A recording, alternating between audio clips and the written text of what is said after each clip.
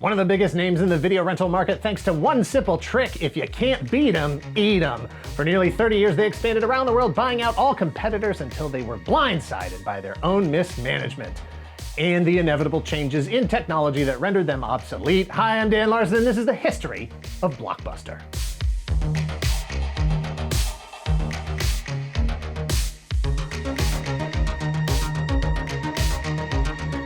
Blockbuster, also known as Blockbuster Video, was a chain of over 9,000 video rental stores around the world at the height of its existence.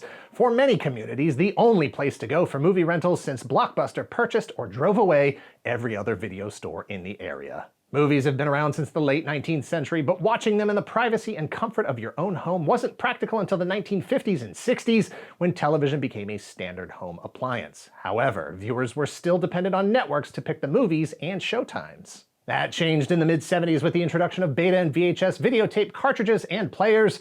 Movies and television shows could be recorded directly from the broadcast to allow for viewing anytime, as many times as the customer wanted. But selection was still a major issue. If there was a specific movie you wanted to watch, you could wait years for a network to schedule it. In 1976, Magnetic Video founder Andre Blay was inspired to contact all of the major Hollywood studios with a new approach: sell movies directly to consumers on home video. Lucky for Blay, 20th Century Fox was in exactly the kind of dire financial situation that can make a company receptive to new, innovative ideas, especially if they can raise a lot of cash quickly. In 1977, Magnetic Video signed a deal with Fox to purchase non-exclusive rights to 50 of their most popular films that were A, at least 2 years old, and B, had already been broadcast on network television.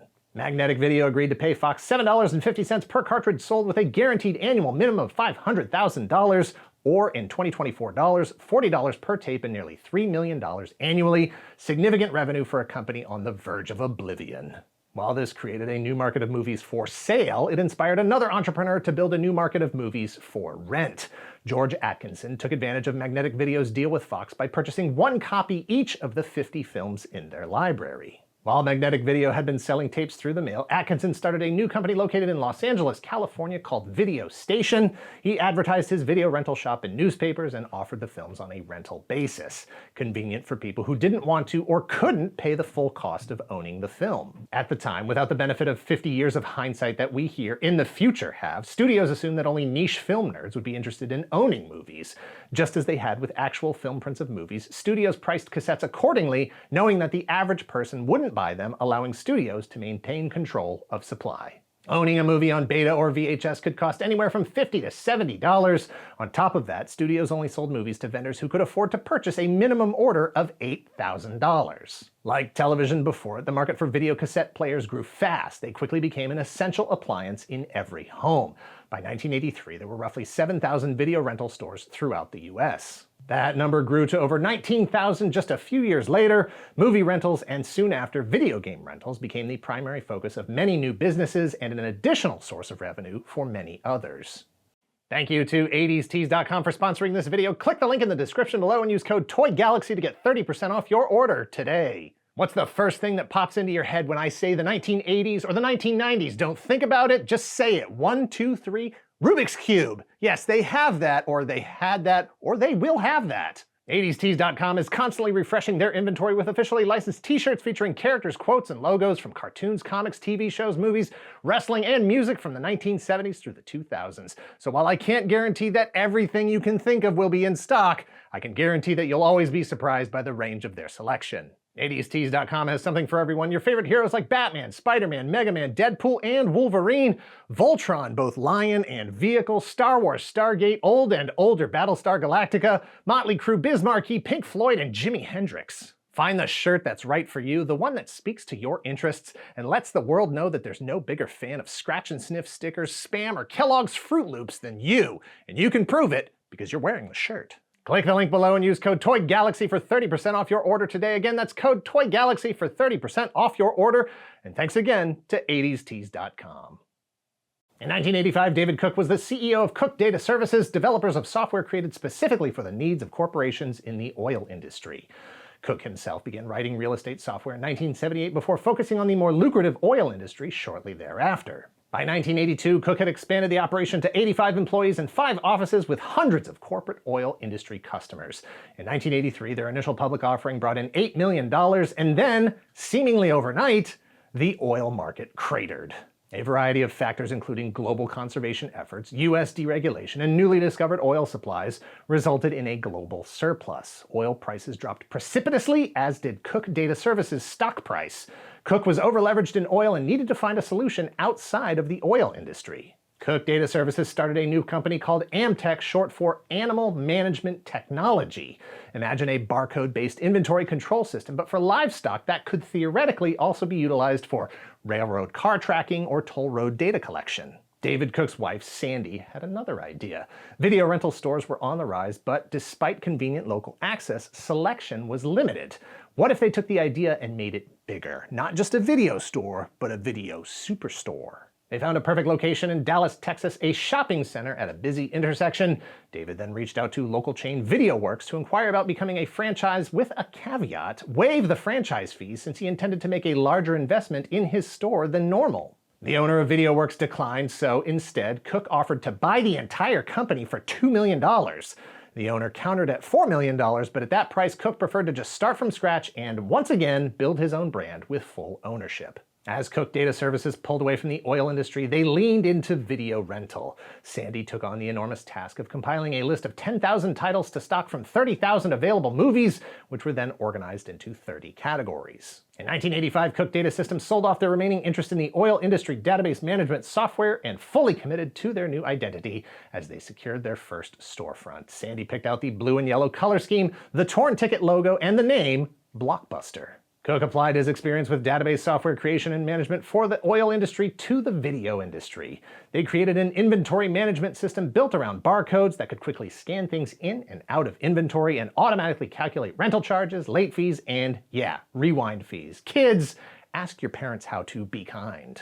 Blockbuster was going to do things differently than other stores. They would be clean and brightly lit. They wouldn't charge a membership fee because they wanted to welcome everyone, even if they already had a membership somewhere else. No empty boxes on the shelves. The actual inventory was stocked on the floor. With the sheer quantity of movies they were stocking, multiple copies of films, it was the only practical way to keep everything stocked without constantly rushing back and forth from a stockroom. And no adult films. According to an interview with David Cook in Businessweek in 2002, quote, "A lot of families came to our store not because of the selection and not because of the long hours and not because of the convenient checkout and the 3-day rentals. They came because they didn't mind their kids running around the store because they wouldn't see any garbage."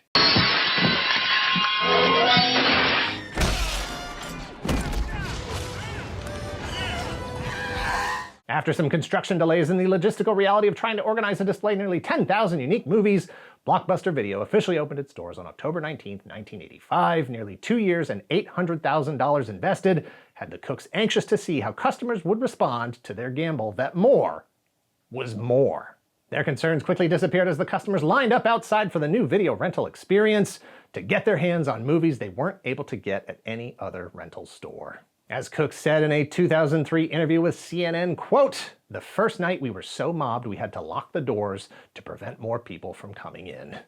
And that reassured Cook that if this concept could work here, it could work everywhere. In 1986, Blockbuster Video was renamed Blockbuster Entertainment Corporation to allow for potential future diversification, Secret Galaxy instead of Toy Galaxy, if you will. You don't want to get locked into just one thing. Cook looked toward the future, toward expansion. He imagined a chain of 1,500 stores. He invested $3 million in a distribution center to stockpile all the materials needed to set up stores quickly once physical locations were secured. The opportunity for fast growth was there, but the finances weren't. As Cook put it, quote, "We could deliver a store a day easy, but we couldn't finance a store a day." There were some investors that helped grow the company to a handful of locations, but it wasn't enough. Talks with Cox Cable and Ross Perot went nowhere. Cook and the other executives at Blockbuster agreed that they needed to make a public stock offering in the fall of 1986 to execute the rest of their strategy. Cook planned for roughly $18 million from the offering until a September article in Barron's, a weekly financial magazine, suggested a video superstore was bad for investors.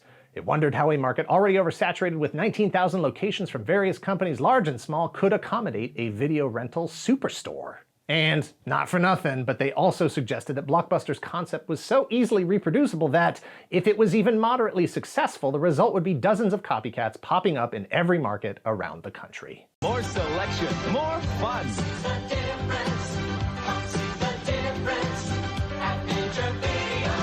reporting tanked Blockbuster's stock offering. Instead of $18 million, they made just $4 million. Cook was left looking for other sources of revenue to keep his plans for expansion alive. In February of 1987, Wayne Huizenga, co-founder of Waste Management, was convinced by two of his advisors, who already had investments in Blockbuster, to take a look at investing himself. The final tipping point was a Chicago store tour that left Huizenga saying, quote, "Wow, what a difference." It was the things that Blockbuster did differently that attracted Huizenga. Initially interested in becoming a franchisee, Huizenga turned to ownership after it became clear that his home base of Florida was already licensed out to other franchisees. Huizenga was ready to invest $18.5 million in all 19 existing corporately owned stores and the additional stores that were in development. While Cook was hesitant to give up any control at first, the other executives at Blockbuster convinced him that they weren't in a position to walk away from that kind of money. Once the deal was finished, Huizenga owned 60% of the company, and while Cook still had a vote in the decision-making process, Huizenga had ultimate control. What was the name of the shark in Jaws? Gil. I'm just kidding, Bruce. Yeah. Introducing the Puzzler Pack at Blockbuster Video. Great trivia, snacks, coupons, and a chance to win a trip to a Planet Hollywood opening anywhere in the world. It's free with any 3 video rentals. On the planet once called Earth, a child holds the secret to survival, and a lone man is her only hope. Kevin Costner, Waterworld, rated PG-13 from MCA Universal Home Video. Rented tonight. From day one, Cook's and Huizenga's teams clashed. Huizenga disagreed with the very idea of licensing out the brand with so little return from franchisees. Cook argued that the intent was always to buy back the stores later once the territory was clearly established as Blockbuster owned. Huizenga's team pushed for faster expansion through borrowed funds, while Cook's team insisted on slow growth built with actual cash on hand. Huizenga wanted to beat competitors to market. Cook didn't want to saddle the company with debt. Under pressure to do something to prove to Wall Street that they were serious players worth investing in, Huizenga ultimately made the call to pursue Movies to Go, one of the biggest chains in the business located predominantly in the St. Louis area, the second largest privately owned chain in the country at the time. After an extensive back and forth in May of 1987, Blockbuster purchased all 29 Movies to Go locations for $17 million in cash and stocks. While Huizenga wasn't thrilled with the terms of the deal, feeling as though they paid too much, the reality was that it had to happen to move the rest of his plans forward. But it was also the breaking point for some of Cook's team. Longtime Cook Data Services and Blockbuster CFO Kenneth Anderson saw the acquisition as a sign of things to come. Anderson felt like Huizenga's plan to grow by acquisition was going to cheapen the brand. And with that, he resigned from Blockbuster. He was followed a month later by Cook himself for similar reasons, and besides, Blockbuster's stock had already doubled since Huizenga purchased the company, so it was a perfect time to cash out. Cook and Anderson purchased Amtech from Blockbuster for $1.5 million and were gone just as Blockbuster celebrated its first profitable quarter. Huizenga and his team moved out to Dallas to assume all duties of day-to-day management. If Cook and Anderson had issues with Huizenga's growth strategy, then their departure was inevitable. Movies to Go was the first of many acquisitions. In 1990, Blockbuster bought Errol's 250 locations for $40 million. In 1992, Sound Warehouse and Music Plus, which helped build Blockbuster Music and further diversify the company's portfolio. In 1993, Blockbuster purchased Super Club Retail Entertainment Corporation, which gave them 270 different music stores and around 160 video retail stores. That same year, they took a majority interest in Spelling Entertainment Group from Aaron Spelling, and then picked up a 35% ownership in Republic Pictures, which was then merged with Spelling Entertainment Group in 1994. It really was a thrill to own that video store in that period. Then Blockbuster killed it for everybody. Blockbuster was the beginning of the end. Blockbuster was truly the beginning of taking any personality out of video stores, out of all that stuff, out of just the entire culture. See, what a lot of people don't know is Blockbuster and a couple of these other chains got together with the film companies and said, if we can raise the wholesale price up, and I think Die Hard was the one they did it with, where it was some astronomical amount wholesale, all the mom and pop stores could afford is one damn tape. And where Blockbuster had 60 days to pay, they could get 20, 30 copies. Blockbuster was worth billions, but Huizenga could see that the future was full of uncertainty. Cable television and the prospect of video on demand threatened the video rental business as a whole. Instead of fighting, Huizenga chose to forfeit before the battle even began. In 1994, he sold Blockbuster to Viacom for $8.4 billion, just 7 years after he purchased it for $18 million. Meanwhile, Movie Gallery, one of Blockbuster's largest remaining competitors, had an initial public offering for stocks. We'll come back to that 1997 was a pivotal year. Blockbuster got a new CEO, John Antioco, formerly of Taco Bell, and Sony, in partnership with Warner Brothers, introduced a new video format called DVD and recognized that Blockbuster could help mainstream it. Together they approached Blockbuster, who accounted for a significant portion of Warner's revenue from the home video market, with a decent proposal: exclusive rights to new Warner Brothers releases on DVD for rental with the same profit split as the VHS deal that existed for decades. Antioco turned the offer down, which prompted Warner Brothers and Sony to lower their wholesale DVD prices and undercut the rental industry, prioritizing their own revenue. A critical hit to Blockbuster turned fatal when Walmart saw the opportunity to buy DVDs in bulk and price them lower than anyone else could, knowing they would make up for it with other sales throughout their stores. Walmart became the main revenue source for Warner Brothers DVD sales, and when other retailers saw how successful it was for Walmart, they did the same thing. Blockbuster was losing rentals to outright sales. As if that wasn't bad enough, Mark Randolph and Reed Hastings started a new online DVD sales and rental company called Netflix. We'll come back to that. Actually, let's get into that right now as we speed run the next 2 decades. 2 years later, in 1999, Netflix introduced a subscription model for DVD rentals through the mail, bucking the industry standard per rental fee-based system. Customers could take advantage of unlimited rentals with no due dates, no late fees, and no shipping and handling costs. In 2000, Blockbuster attempted to start their own video-on-demand service by partnering with Enron. The deal died that same year when Enron questioned Blockbuster's ability to maintain an adequate library of films. Yeah, that or the fact that Enron filed for bankruptcy. Without getting into the history of the dot-com bubble, lots of companies were going out of business. 2000 was the end of a 5-year period of companies being overvalued as the World Wide Web was maturing into a viable facilitator of commerce. Dot-coms everywhere spent all their venture capital money, but never turned a profit. Concerned for their own survival, suffering losses, laying off employees, Netflix offered to sell themselves to Blockbuster for $50 million. Blockbuster declined. We'll come back to that. While they didn't purchase Netflix, Blockbuster continued with other acquisitions. In 2002, they bought movie trading company GameStation and DVD Rental Central, while Netflix had their initial public offering and Movie Gallery passed 1,600 locations throughout the US and Canada. 2 years later, in 2004, Viacom split off Blockbuster and all 9,094 stores around the world. Blockbuster finally moved into the online rental space by converting DVD Rental Central into Blockbuster Online, a subscription-based DVD rental service through the mail. Meanwhile, Redbox Automated Retail tested their first DVD rental kiosk in Denver, Colorado. We'll come back to that. We're still not done with 2004. Blockbuster continued their acquisitional business by attempting a hostile takeover or leveraged buyout of one of its biggest competitors, Hollywood Video. The US Federal Trade Commission disapproved of the deal, as did Hollywood Video. In 2005, just to spite Blockbuster, Hollywood Video offered itself to Blockbuster's other competitor, Movie Gallery. The offer to Movie Gallery was for less than what Blockbuster was offering and resulted in bringing Movie Gallery's total stores to 4,700.